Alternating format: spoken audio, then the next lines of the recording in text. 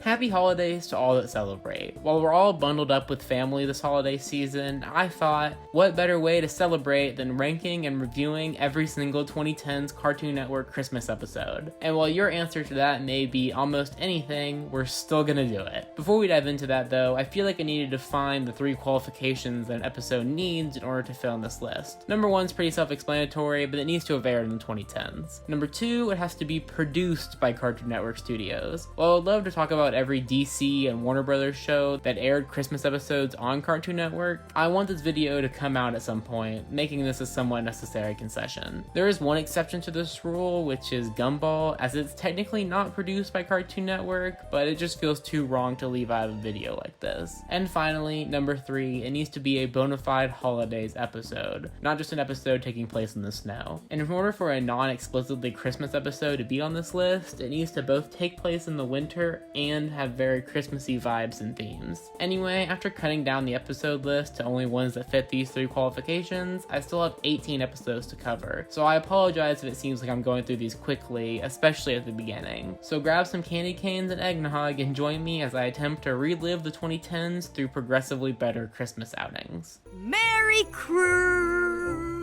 Creepy kids looking at me funny? These episodes are going to be broken into 3 groups, with the first one being not so good. These episodes aren't necessarily terrible, but I wouldn't recommend going out of your way to watch any of these. Number 18, Ben 10 2016's The Feels. While Max and Gwen revel in the holiday spirit of Winter Wonderland, Ben couldn't be more unamused. Being somebody who was never really into any of the Ben 10 shows, it makes sense that I've never actually seen a minute of the 2016 reboot. And after watching this episode, I don't have any regrets. It's just so terribly boring for most of this one. Every joke feels the same. There really genuinely wasn't a single moment in this one that I remember being funny. The action throughout is subpar too, and the villains, the Weatherheads, are just evil incarnate without any personality. Some of the shots throughout this episode are somewhat neat, I guess, but most of them are just unimaginably boring. Ben is insufferable as a protagonist too, as he serves as the one who has to, quote, learn the true meaning of the holidays. And yet somehow, despite doing literally the simplest holiday plot imaginable, the show still screws it up and has Ben learn literally nothing at the end of the episode. After he sees that everybody is still cheerful even though the town's been destroyed and their holiday ruined, he tells the audience about how much he's changed or whatever, before still wanting Gwen to give him back his wish list. So while there's nothing inherently offensive about this episode, it's just a bland regurgitation of every Christmas episode you've ever seen, except they somehow managed to even mess that up. A perfect episode to slide in at the very bottom of this list. Number 17, the Powerpuff Girls 2016's The Gift. It's Christmas time again, and the girls are all set to give the professor a mug sporting world's #1 dad. Just like any other cartoon fan, I have serious issues with the existence of the Powerpuff Girls reboot. But putting all of that aside, this episode is mostly fine. Its biggest crime is being boring, as the plot of trying to find a replacement mug while arguing over Santa's existence and being randomly hunted by villains sounds like it should at least be interesting. It just ends up feeling as bland as can be. Very few jokes in this one that I can even remember, and the Santa stuff is just excruciating. All the fights in this one are over in a second, classic PPG 2016 style, and the writing is that of a spoof of a kid's show that forgets to ever be funny. It's hard to call this one disappointing when I went into it knowing I wasn't going to like it, but it still somehow surprised me just how dull it was. Hopefully I can find some time to talk about the original show next year in order to redeem myself, but for now, let's just move on to what is hopefully a better show. Number 16, the Powerpuff Girls 2016's You're a Good Man, Mojo Jojo. Mojo Jojo is visited at night by 3 girls resembling the Powerpuff Girls who try to make him change his ways. Just from that description, you know not only what this episode is parodying, but also exactly what happens. Unlike the other PPG 2016 episode on this list, this one at least has some kind of humorous jokes, like the constant attempts to not call it Christmas, but everything else just kind of falls on its face just like last time. The show tries to pretend like it's actually doing a story with Mojo or whatever, but a character seeing that their decisions are personally bad for their own future and then changing their actions to help their future selves isn't exactly character development, especially when you throw it all away for a cheap joke at the end. Most of what makes this episode bad is just what makes the show bad. Cheap jokes, boring plots, and that weird thing it does with its score where it switches songs songs every single line. Anyway, I'm glad we're done with this cursed show and can move on for real this time. Number 15, Clarence's Merry Moochmas. Clarence believes that his wish for winter snow in Arizona will come true, but Belson and his cousin are unconvinced. Christmas in Arizona is a fun premise for an episode, but they quickly make it inexplicably snow in order to eliminate that novelty. And that's the theme for the episode, things inexplicably happening to progress the plot. A show with a dumb protagonist can work, see SpongeBob, but this episode really has no idea how, so instead you just get an episode with zero straight men and a lot of jokes with promise that never get executed well. There are some genuinely cool moments here that are insinuated, like Nelson's daddy issues, but it's all put to the wayside for fart jokes and such. The ending is probably the worst offense of this episode, as the solution to Belson and his cousin Mooch's beef over his Game Buddy 2 ends up with Clarence destroying it so the two cousins can bond over beating him up. This episode really had the chance to have a nice ending that would have somewhat saved the episode, but partially because of how crappy Belson and his cousin treat his mother, it ends up feeling like the bad guys win.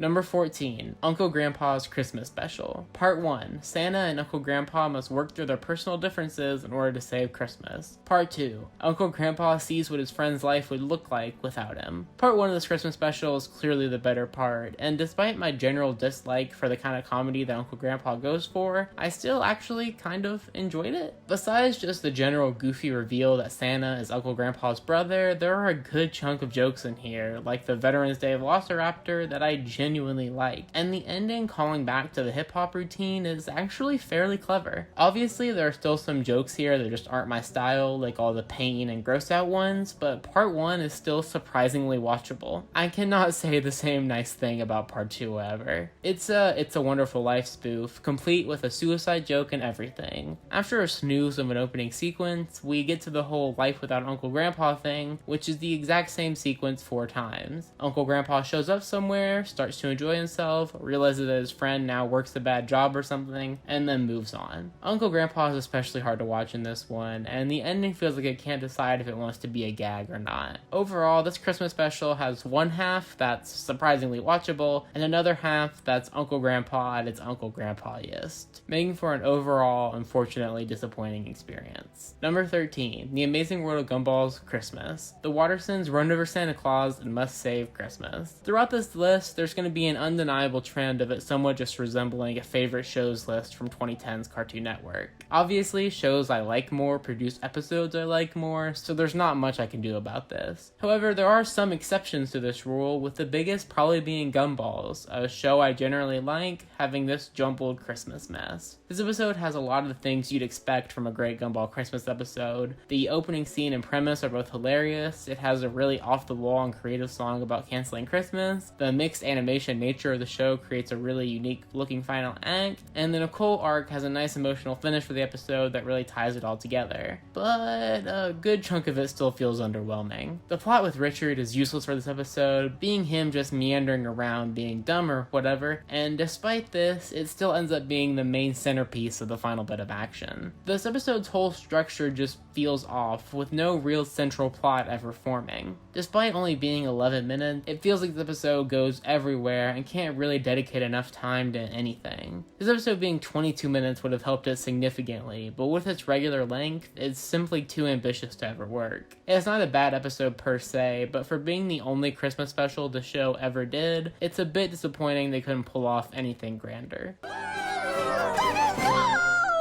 No, not the turkeys too! What is happening? Ah! The second group of episodes we're going to take a look at are all actually pretty good. While none of these will blow you away, all of them are solid Christmas outings that are worth a look at. Number 12, We Bear Bears Christmas Parties. While setting up Christmas decorations, the bears get 4 invitations for different parties. The beginning of this episode sets up the Christmassy vibes as well as any episode on this list, and that continues throughout the story. It's a bit odd that the bears are choosing to rush through the parties of their actual friends in order to go to their enemy's mega party, but that's really the only issue I have with this episode. It has some fantastic instrumentals, some really funny jokes, and it does a fairly good job keeping the bears looking like good guys who just got their priorities jumbled. The scene at Chloe's house is really hard to watch, and while I get that that's the point, I'm not really sure the episode made it clear that the bears fully deserved it. Although it does make the following scene at Nom Nom's party pretty cathartic. The ending is really sweet too, and ramps up this somewhat rough plot to fit the show's general heartwarming vibe. Overall, the bears' collective character being corrupted is the only thing holding this episode back from being higher on this list, but it's still a fun, eventually feel-good ride. Number 11, Uncle Grandpa's Secret Santa.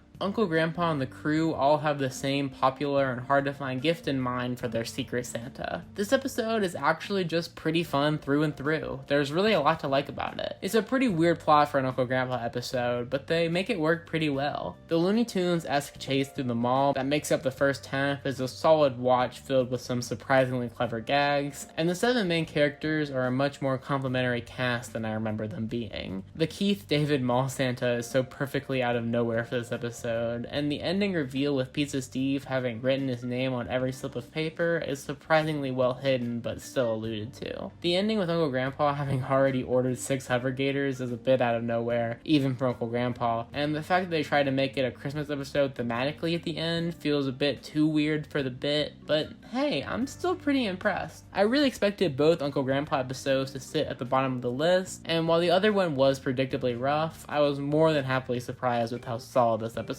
was. Number 10, We Bear Bears, The Perfect Tree. Chloe and Ice Bear drive up north to find the perfect Christmas tree, while Grizz and Panda are decorating Chloe's house. The A-plot of this thing, being Chloe and Ice Bear getting a Christmas tree, is a true standout plot, filled with sweet moments between the pair. These two characters work together really well, and there are so many jokes during their scenes that are really funny. Chloe's song in the middle of this one is a bit odd, and really the only knock against it, but the rest of it is truly tremendous. Besides having a shockingly well done action sequence right in the middle of this thing, it also has the funniest moment I've ever seen in this show, being Chloe freaking out while the turkeys just continue to barrel off a cliff. The whole turkeys thing is a bit of a roller coaster, but I think they pull it off pretty well, despite the fact that they end up miraculously carrying the Christmas tree up into the air. There is a bit left to be desired in both the ending, which lacks any thematic importance, or the B plot, which consists of Grizz just goofing off and messing up Chloe's house, but the rest of the episode is a nice, heartwarming Christmas adventure. Number 9, Regular Show's White Elephant Gift Exchange. The guys want to take revenge on Muscle Man for his terrible gifts. After a heartwarming We Bear Bears episode, what we really need is a more or less Regular Show one. And yeah, this episode is really stinking good. The concept is really clever from the jump, and the way that they slowly slip in different gifts that Muscle Man has given to the gang throughout the episode sets up the audience to be okay with the ending. The entire episode is really a setup for that ending, with the show not even revealing the different gifts they're adding into their revenge one. I will say, while I get that every episode wants to have a supernatural element, besides one which we'll get to later, the actual white elephant god that pulls them out as Muscle Man reveals his prank is out of and goes nowhere, and is really what keeps this episode from reaching the highest tier in this video. Still, the ending sequence is nothing short of tremendous. Beautifully choreographed as Muscle Man is tortured in slow motion while the other park workers watch on in glee. The chaos in this scene is some of the best in the show, and for a series like Regular Show, that's saying quite a lot. Overall, this episode does have one unfortunate scene, but the rest of it is pure gold, leading to a fantastic ending, even if it's only Christmassy in concept. Number 8, We Bear Bears Christmas Movies. On Christmas Eve, the baby bears defend a video store from getting robbed. If I was making this list based on how Christmassy each episode was, this one would likely be at the very top. It's such a heartwarming episode through and through, and placing it in a movie rental shop allows it to be filled to the brim with direct and indirect Christmas movie references. The jokes throughout this one are fantastic too, from blunt panda one-liners to more wacky physical comedy. I genuinely prefer the adult bears to their baby counterparts, but in this kind of plot, having uncomplicated innocent characters works really well to highlight the essential main character of this one, Harry. He's obviously the prototypical Scrooge in this loose Christmas Carol parody, but the episode does enough interesting things with his character to keep it fresh. The Tom and Jerry style chase scene works really well to set up his stereotypically devious character, and the flashback, while not subtle in the slightest, still works to play up the obvious Christmas stereotypes this episode's going for. Overall, this episode's funny and heartwarming and plays really well to Christmas nostalgia, even if it doesn't have much original to say. Number 7, OK KO's Let's Be Heroes Super Black Friday. KO, Rad, and Enid want to spend Super Black Friday with their families, but are forced to work the holiday and decide to take a stand. Okay, time to be honest. This is probably not a Christmas episode. It's about Black Friday, and it takes place on Shucksgiving, a clear Thanksgiving substitute. Sounds like a clear-cut case, but there's a principal clause that everyone's wearing Christmas sweaters and it's snowing, and it just feels too weird to leave out at this point. Anyway, into the actual episode, I had never actually seen an episode of OKKO, and after kind of just picking a random one halfway through its run, I was super impressed. Just unreal character chemistry here, as the show delivers punchline after punchline through the line for the store, and speaking of punches, the fight in this one is just ridiculously good despite how short it is. In general, this episode looks really nice, but this fight is just beautiful. The ending too is a really nice way to end the episode's discussion of tradition, and KO finally gets to have the pie with his mother that he's been talking about for the entire episode. Overall, it's just really sweet and funny, with some beautiful animation and great character design to boot. Definitely expect some more OKKO content sometime next year. Number 6, regular shows Christmas in Space. The guys celebrate their first Christmas in space by opening presents, eating peppermint bark, and telling Christmas stories. As you can probably tell, this episode is a Christmas version of the Terror Tales of the Park episodes I covered a few months ago. So just like that video, let's quickly go through each of the 4 stories that this episode is broken into. The first story, about a snow planet with a 5-minute day and a deadly night, is a solid start. It's got solid bits like Muscle Man breaking every bone in his body as he tumbles down a mountain, and the Rudolph ending works surprisingly well. The caroler who brings the 12 Days of Christmas to life in the next story is arguably one of the best executed things ever in the show, and the clear best story here. The rock Christmas anthems while various birds terrorize the house is just too dumb not to love. The third story, with Mordecai and Rigby trying to get a typewriter for Pomps in a multi-dimensional mall, has a plethora of dimension jokes that all work really well, and the final Krampus story is action-packed and surprisingly creative at every turn. If you can't tell, I love this episode. Despite the Terror Tales episodes getting generally worse season after season, this one, which comes after all 6 of those, is as good as anything they had to offer. 4 genuinely great tales with a handbill string throughout them make for a really fun final holiday outing for the show. The only reason this episode isn't higher on the list is because it doesn't really tell any kind of unified story, but it's still a regular show classic nonetheless. Number 5, regular shows The Christmas Special. Mordecai and Rigby have to destroy a gift for Santa to save Christmas. This episode feels like a movie throughout the entire thing, and that's the best compliment I can give it. From the shockingly violent opening, to the animation bump, to the trials and tribulations, to the flashback and metal music-packed action ending, every part of this Christmas special feels cinematic. The jokes are consistently great, with there being some, like Muscle Man's reaction to realizing how risky his feat was, and the blunt reveal of the bear challenge, being as funny as anything the show's ever done. This special's plot is actually really creative with the box of anything concept, even though a tough version of Santa is a pretty prevalent stereotype in these kinds of episodes. Still, there's not a ton to complain about in this one. Sure, you can nitpick stuff, like Rigby being especially annoying in this episode, or that the entire plot with the other park feels a little bit time-filly, but this episode is more for watching than it is for discussing.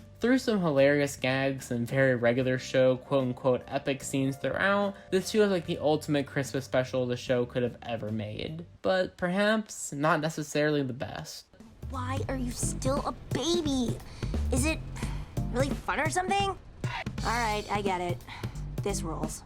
The final group of episodes are all super duper good. All these are worth a watch, even if you aren't terribly familiar with the show. Number 4, Adventure Time's Holly Jolly Secrets. Finn and Jake watch Ice King's evil tapes. Placing this episode this low physically hurts me to do. When I started working on this video, I had really assumed this would just be an easy number 1. But this episode, for the first 19 minutes, is just good, not great. Yes, there are some fantastic jokes, and watching Ice King embarrass himself on film is enjoyable, but this episode really should have just been 11 minutes. You don't even get to the Christmas part of this episode until part 2. This 100% could have been pulled off in a quarter hour, and it would have avoided what feels like years of the random clips that fill up this one. Anyway, this episode is still in the top category, so let's stop trashing it and just talk about how good it is, and mostly how good the ending is. The end of this episode is the reveal of Simon's true history, and it's indescribably well done. The music, the writing, the staging, the animation, the performance from Tom Kenny, all of them are obscenely fantastic, and if you remember loving this episode, that's probably why. The terrific depiction of decay that you see in Simon's character is truly unmatched, and it's a gut punch right at the end of this otherwise cozy romp. This is the best scene of any episode I'm reviewing today, which makes it all the more disappointing that the surrounding episode lets down 11 years later. Still, this moment represents the shift in Adventure Time from a goofy comedy to a more canon and character-focused show that's really the series I fell in love with, and drags this otherwise mediocre outing to being a great episode all by itself. Number 3. Regular shows, Merry Christmas Mordecai. Mordecai has to make it through a Christmas party at Eileen's house with CJ and Margaret. If you know anything about this episode, you're surprised to see it up this high. But I kind of love this episode. I get it, it's not regular showy at all. There's no 90s references or supernatural stuff, just a realistic tale of a guy and his ex coming back into town. And I think that's why I'm so fond of it. The ending is really what I want to talk about, but just to get through everything else really quick, the Eileen and Rigby stuff is as cute as ever, Mordecai's anxiety is as funny as ever, and the show does a really good job building up to the final reveal at the end of this episode. Anyway, into the ending, it starts off with this really great sequence with the disco ball from earlier and some great animation as Mordecai and Margaret reconcile that their relationship is over and that that's okay. It's a very movie-esque take on relationships that when they're over and you just move on. We then get a montage interrupted by the pair kissing. It's meant to emotionally disgust the audience. CJ has never been anything but likable, so it's easy to hate Mordecai with her at this moment. The show captures the feeling of messing up in front of somebody you care about really well with this chaotic music and staging before the quiet reveal at the very end that Margaret's return is permanent. I get why that if you've seen this episode, you probably hate it, but for me, it's a moment of intense realism in the sea of wackiness that is regular show. Also, it takes place at a Christmas party. Number 2, Steven Universe's 3 Gems and a Baby. Greg tells Steven about their first winter together. This episode is one of the best of the series, period. Besides all of the Christmas imagery that barely makes it slide onto this list, this episode is focused on showcasing a microcosm of the chaos caused by Rose's decision to have Steven. After a truly fantastic Greg song that sets the tone for the rest of the episode both thematically and comedically, the rest of this one showcases each of the 3 gems, still filled with grief, trying to figure out how to get Rose back. Each one of them has their own theory regarding Steven's being, whether he's a fusion, a transformation, or in Pearl's case, a prison. Pearl especially is the star of this episode, as her anger towards Greg and baby Steven for being responsible for what happened to Rose is palpable. This episode's really funny too though, with a lot of good jokes about nobody knowing how to parent a child, or Amethyst enjoying being a baby, or Greg getting dragged by dogs, or, okay, I'll stop, but you get the point. This episode sacrifices nothing comedically for the emotional storytelling it goes for. The ending wraps up everything really well too, with Pearl about to skip to the series finale before realizing that killing a baby is probably not a good call. Pearl reciting Rose's quote about change in combination with Steven commenting about how much they've changed since that winter backs what ultimately becomes the theme of the episode. While this episode isn't exactly a Christmassy watch, it is technically a Christmas episode and a tremendous one at that. Number 1, Adventure Time's The More You Mow, the more you know. BMO continues his quest to adulthood. I almost considered dropping this episode from this video for 2 reasons. Number 1, its Christmasness is entirely just based on the fact that it's snowing. A gag at the beginning of the episode seems to almost admit that this is just a Christmas episode by corporate demand. 2, it's so good that I'm not sure I can do it justice in the 300 words I'm capping these reviews at. And while I'm likely going to remedy the second problem by giving this episode its own video sometime this spring, I couldn't leave this episode out. It's It's too beautiful. BMO's journey throughout this episode comments on adulthood in a way that I'm not sure any piece of children's animation ever has. Parts of this episode are painfully introspective, as BMO questions what growing up even means once you eliminate the physical sense. There are some scenes in this one that are just unfathomably good at achieving this feeling, such as BMO's conversation with Air, the discovery of Amo's room, or the inner consciousnesses of BMO affirming at the end that adulthood isn't a switch, but a lifelong journey. There are parts of this 22 minutes that I don't even have time to get into, like the subtle age depiction of Amo reflecting BMO, or the fact that this final action shot is way cooler than it has any right to be. But if I'm not careful, I'll end up talking about this episode forever. On one hand, ending this video with an episode that's barely Christmas feels wrong. On the other hand, ending this nostalgic Christmas retrospective with an episode about outgrowing your childhood couldn't feel more right. Well, that was a fun little romp through memory lane. I could write a condescending conclusion explaining to you what a Christmas episode really means, but I'll save you the time and just wrap this up. Thank you so much to anybody who watched this video, or anything I made this year. These last few months especially have been the most fun I've ever had with Ample, and that's entirely because of you guys. I'm starting to plan out the first few months of the next year video-wise, so if you have anything you want to see from me in 2023, let me know in the comments or whatever's left of Twitter. This has been AmpleSamuel, and I'll see you next year. Thanks for watching.